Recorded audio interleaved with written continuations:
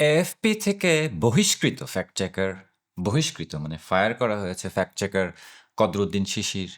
আর ওই লন্ডনে থাকা ওই ইউনো ল্যাপটপ চোর বলে বাট জুলকার নাইন সাইড তারা একটা ন্যারেটিভ দাঁড় করানোর চেষ্টা করছে যে হাদির উপরে যে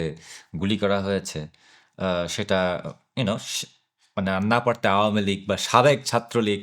এদের উপরে পুশ করার চেষ্টা করছেন in a very funny way already তারা ধরা খেয়েছে যে ফ্যাক্ট চেকার এটা কিন্তু লাথি মেরে বের করে দেওয়া হয়েছিল এফপি থেকে এই ব্যাপারে আমাকে আবার কেউ চ্যালেঞ্জ করবেন এটা আরও অনেক আগে বের করে দেওয়া হয়েছে যদিও সে ওই এফপিতে ফ্যাক্ট চেকিং করে এটা এখনো বিক্রি করছে মানুষের কাছে বাট হি ওয়াজ ফায়ার্ড আমি কেমনে জানি don't ask me if you ask me you will be embarrassed আমি যাদের কথা বলছি তাদের এই রেডিক্যাল জিহাদি হাদিকে যারা গুলি করেছে এখানে পুরাটাই একটা গেম সেট এই গেম সেট মধ্যে বেসিকলি টার্গেট ছিল হচ্ছে মানে ন্যারেটিভ টার্গেট ছিল ইনিশিয়ালি বিএনপি আর টার্গেট করেছে জামাত বেসিক পুরা জিনিসটাই সাজিয়েছে বা পুরা জিনিসটা পুরো প্রজেক্টটাই ছিল জামাতের মির্জা আব্বাস সাহেবের বিএনপির মির্জা আব্বাস সাহেবের যে আসনটা আছে সেই আসনটাকে হাত করার জন্য it's a very important seat এখন জামাত যেভাবে চারিদিক দিয়ে বাংলাদেশে ক্ষমতা দখলের চেষ্টা করছে স্যার ইউনুসের সহায়তায় তাদের কিছু এক্সট্রাঅর্ডিনারি গেম প্ল্যান লাগবে কারণ তাদের পাবলিক সাপোর্ট নাই পাবলিক সিম্পেথি এবং গ্যাঞ্জাম এগুলি তাদের এখন লাগবে আর না হলে তারা যদি কনফার্ম না থাকে যে তারা ক্ষমতায় আসবে না তাহলে তারা নির্বাচন বানচাল করবে সো এক ঢিলে কয়েকটা পাখি মারা তাদের এই নেচারটা আর কি এখন এটা কাজ করছে সো এখানে জিনিসটা বলে রাখি হাদিকে গুলি করার বা হত্যা করার এখন সে মরেছে কিনা আমি জানি না বা জিহাদি হাদি মানে রেডিক্যাল জিহাদি হাদিকে মারার জন্য পুরো গেমটাই প্ল্যান করা হয়েছে প্যারিস থেকে 3 ইঞ্চি এবং ইলিয়াস আমেরিকাতে এরা দুইজন মিলে জামাতের একজন নেতার সাথে পুরো সেট আপটাই করেছে গত 1 সপ্তাহ ধরে এবং এরপরে সেটা এক্সিকিউশন হয়েছে এবং যারা হাদিকে গুলি করেছে তারা বেসিক্যালি সবই জামাত শিবিরের লোকজন এবং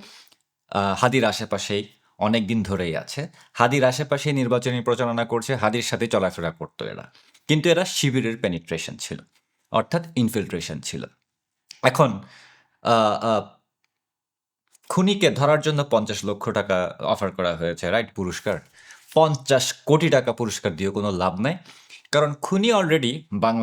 বাংলাদেশ ছেড়ে বের হয়ে গেছে পাকিস্তান এমবেসির সহায়তায় অ্যাকচুয়ালি আপনারা যদি যারা আছেন আর কি মানে যারা ইনভেস্টিগেট করছেন তারা যদি খেয়াল করেন পাকিস্তান এমবেসির আশেপাশে যদি কোনো ক্যামেরা বা সিসিটিভি থেকে থাকে দেখবেন যে গতকাল ওখানে কারা ঢুকেছে বের হয়েছে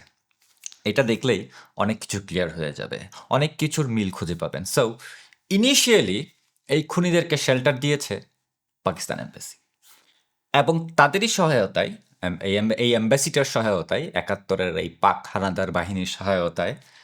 খুনি অলরেডি বাংলাদেশের বর্ডার পার করে মানে বাংলাদেশ থেকে বের হয়ে গেছে বর্ডার পার করে না বিমানে করে পার হয়েছে অর্থাৎ ইমিগ্রেশন ক্লিয়ারেন্স করেই বিমানে করেই খুনি পালিয়ে গেছে অলরেডি বাংলাদেশ থেকে পুরোটাই শিবিরের সেট আপ টার্গেট এখানে ছিল বিএনপি টার্গেট ছিল মির্জা আব্বাস সাহেবের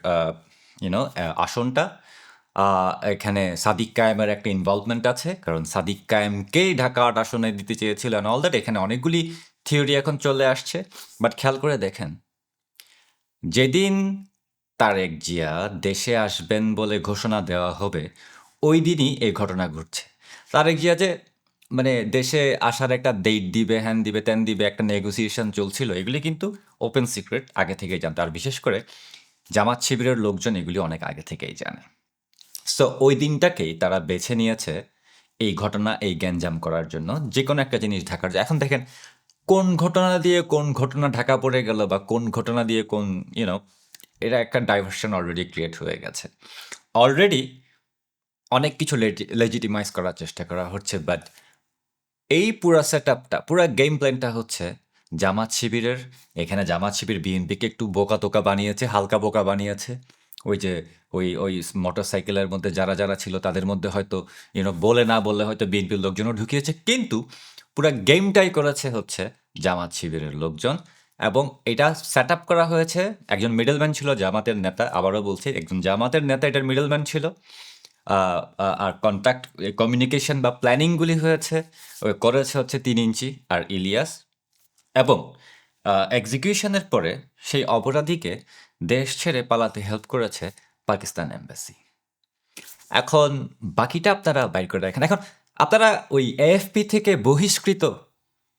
বহিষ্কৃত ফ্যাক্ট চেকারদের কথাও বিশ্বাস করতে পারেন, নাও করতে পারেন। এগুলি আপনাদের চয়েসের উপরে ব্যাপার। বিকজ দ্য ডিসেন্ট যে চালায়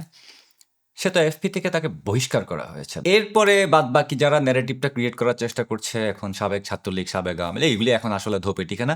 একটু আগে আজকে সকালে বিএনপির রিজভী সাহেব কিন্তু ঠিকমতো বলেই দিয়েছেন যে অ্যাকচুয়ালি জামাত শিবিরের লোকজনই গুলি করেছে, এবং পুলিশ কমিশনারের বরাত দিয়ে বলেছেন, পুলিশ কমিশনার ওনাকে স্পেসিফিক্যালি বলেছেন যে জামাত শিবিরই